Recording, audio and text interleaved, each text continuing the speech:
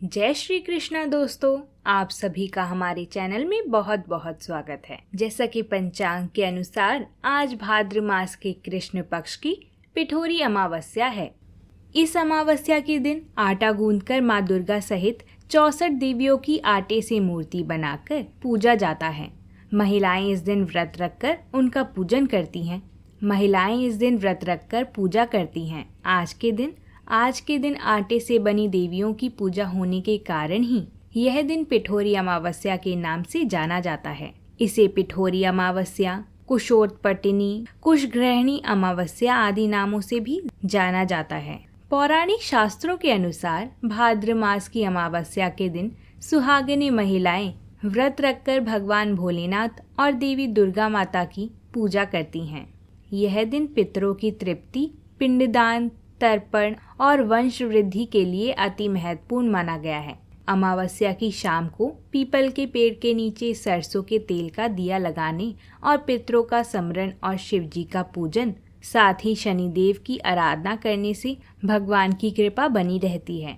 आज भाद्र मास की कृष्ण पक्ष की पिठोरी अमावस्या के दिन पिठोरी अमावस्या की कथा, साथ ही में सोमवती अमावस्या की कथा को अवश्य सुनना या पढ़ना चाहिए। इस दिन पीपल पथवारी की भी कथा सुनी जाती है, इसलिए वीडियो के अंत में हम पीपल पथवारी माता की भी कथा सुनेंगे। तो आइए अब कथा को शुरू करते हैं। इन कथाओं को श्रद्धा पूर्वक सुनें, साथ ही बीच में छोड़कर इन कथाओं का निरादर ना करें। बोलिए भगवान शंकर की जय। एक साहूकार की 7 लड़की और एक लड़की थी। उसने सभी लड़कों का विवाह करा दिया था, परंतु लड़की का अभी विवाह नहीं हुआ था। साहूकार के घर एक साधु प्रतिदिन भिक्षा मांगने आता था और बदले में आशीर्वाद देकर जाता था। वह साधु जो आशीर्वाद बहुओं को देता था और जो आशीर्वाद वह साहूकार की बेटी को देता था, उन दोनों में अंतर होता था। बहुओं को वह सुहाग का आशीर्वाद देता और बेटी को भाइयों से सुख की बात करता था। एक दिन बेटी ने यह बात अपनी माता से कही। माँ भी इस बात को जानकर दुखी हुई। दूसरे दिन उनकी माता ने साधु जी से पूछा कि वह उसकी बेटी को ऐसा आशीर्वाद क्यों देते हैं। साधु महात्मा ने इस बात का कोई जवाब नहीं दिया और वह चले गए।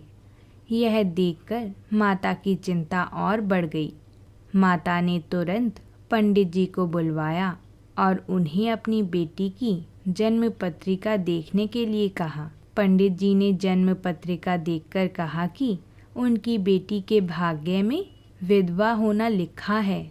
यह बात सुनकर माता को और भी दुख हुआ।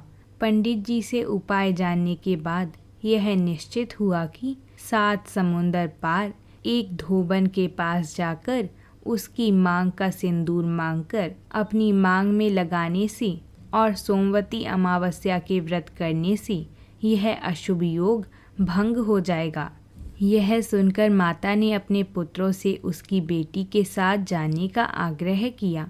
छोटे पुत्र के अलावा अन्य सभी पुत्र ने साथ जाने के लिए मना कर दिया।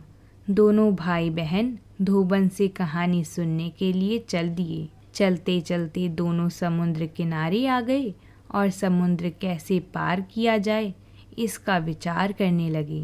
विचार करने के लिए दोनों जिस पेड़ के नीचे बैठे थे, उस पेड़ पर एक गिद्ध और गिद्धनी रहती थी। जब भी गिद्धवनी के बच्चे होते, एक सांप आकर उनके बच्चों को खा जाता। उस दिन भी ऐसा ही हुआ। गिद्ध और गिद्धवनी दोनों बाहर गए हुए थे कि सांप आया और गिद्धवनी के बच्चे चिल्लाने लगे। साहूकार की बेटी समझ गई। उसने साहसे से सांप को मार दिया। शाम काल में जब गिद्ध और गिद्धवनी वापस आए तो उन्होंने अपने बच्चों को जीवित देखकर दोनों ने लड़की को धोबिन के घर ले जाने में सहायता की। लड़की कई महीनों तक छुपकर धोबिन की सेवा करती रही। उसकी सेवा से प्रसन्न होकर धोबिन ने अपनी मांग का सिंदूर उसकी मांग में लगा दिया। उसके बाद वह निर्जल ही अपने घर की ओर चल दी। रास्ते में पीपल के पेड़ की परिक्रमा की और उसके बाद जल ग्रहण किया। पीपल के पेड़ का पूजन करने और सोमवती अमावस्या का व्रत करने से उसे अखंड सौभाग्य की प्राप्ति हुई। बोलिए माता पार्वती जी की जय। बोलिए भगवान शंकर की जय। अब सुनेंगी पिठोरी अमावस्या की व्रत कथा को। बहुत समय पहले एक परिवार में 7 भाई थे। सभी का विवाह हो चुका था। सबके छोटे छोटे बच्चे भी थे। परिवार की सलामती के लिए सातों भाइयों की पत्नी पिठोरी अमावस्या का व्रत रखना चाहती थी। लेकिन जब पहले साल बड़े भाई की पत्नी ने व्रत रखा था तो उनके बेटे की मृत्यु हो गई थी। दूसरे साल फिर एक और बेटे की मृत्यु हो गई। 7वें साल भी ऐसा ही हुआ। तब बड़े भाई की पत्नी ने इस बार अपने मृत पुत्र का शव कहीं छिपा दिया। गांव की कुलदेवी माँ पौलेरम्मा उस समय गांव के लोगों की रक्षा के लिए पहरा दे रही थीं। उन्होंने जब इस दुखी माँ को देखा तो उन्होंने इसकी वजह जाननी चाहिए। तब बड़े भाई की पत्नी ने सारा किस्सा देवी माता को सुनाया तो देवी माता को उस पर दया आ गई। देवी माता ने उस दुखी माँ से कहा कि वह उन सभी स्थानों पर हल्दी छिड़क दे जहाँ जहाँ उनके बेटों का अंतिम संस्कार हुआ है। तब बड़े भाई की पत्नी ने ऐसा ही किया। जब वह घर लौटी तो सातों पुत्र को जीवित देख के उसकी खुशी का ठिकाना न रहा। तभी से उस गांव की हर माता अपने संतान की लंबी आयु के लिए पिठोरी अमावस्या का व्रत रखने लगी। पिठोरी अमावस्या के दिन माता दुर्गा की पूजा करके अपने बच्चों के लिए माता से प्रार्थना करें। पिठोरी माता की जय। अब सुनेंगे पीपल पथवारी की कहानी, जिसे आज के दिन सुनना बेहद ही शुभ माना जाता है। एक नगर में एक गुजरी थी। उसने अपनी बहू से कहा कि तू दूध दही बेचा। तो वह दूध दही बेचने गई। कार्तिक का महीना था। वहाँ पर सब औरतें पीपल सींचने आती थीं। तो वह भी बैठ गई और औरतों से पूछने लगी कि तुम क्या कर रही हो। तो औरतें बोली कि हम तो पीपल की पथवारी सींच रही हैं। तो उसने पूछा इससे क्या होता है। औरतों ने जवाब दिया कि इसके करने से अन्न धन मिलता है, वर्षों का बिछड़ा हुआ पति मिलता है। उस गुजरी ने कहा कि तुम तो पानी सींच रही हो, मैं दूध दही को सींचूंगी। उसकी सास रोज कहती कि तू दूध दही बेचकर पैसे ला कर दे। तो उसने कहा जब कार्तिक का महीना पूरा हो जाएगा तब ला के दे दूंगी। और कार्तिक का महीना पूरा हो गया। पूनम के दिन बहू पीपल पथवारी के पास धरना लेकर बैठ गई। पीपल ने पूछा कि तू यहाँ क्यों बैठी है। उसने कहा मेरी सास दूध दही का पैसा मांगेगी।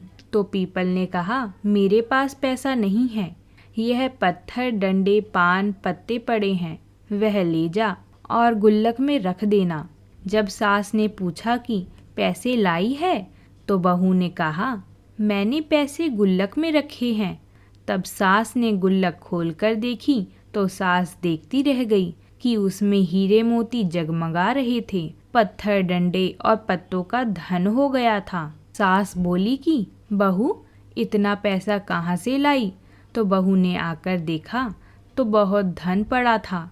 तब बहू ने कहा सासू जी मैंने तो 1 महीने दूध दही से पीपल की पथवारी को सींचा था और मैंने उससे धन मांगा था।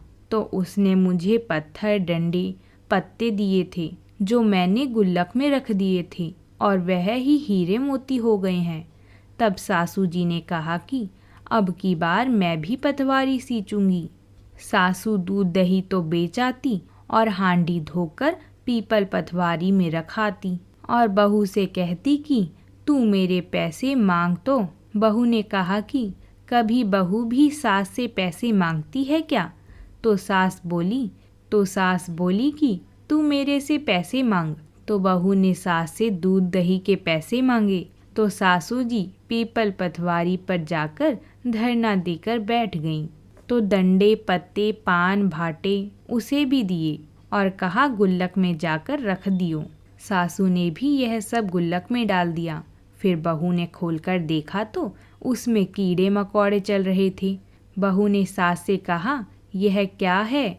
तो सास देखकर बोली कि पीपल पथवारी ने तेरे को तो अन्न धन दिया और मुझे कीड़े मकोड़े दिए। तब सब बोले कि बहू तो सत से सींचती थी और सासू जी धन की भूख से सींचती थी। इसलिए हे पथवारी माता, जैसे बहू को दिया वैसे सबको देना और सासू जी को दिया वैसा किसी को मत देना। बोलिए पथवारी माता की जय। सभी के बच्चों का स्वास्थ्य माता की कृपा से अच्छा बना रहे, ऐसी ही हमारी कामना है। अगर आपको ये वीडियो अच्छी लगी हो तो कमेंट में जय माता दी ज़रूर लिखें। आपके इस प्रयास से हमें भी खुशी मिलती है। जय माता दी।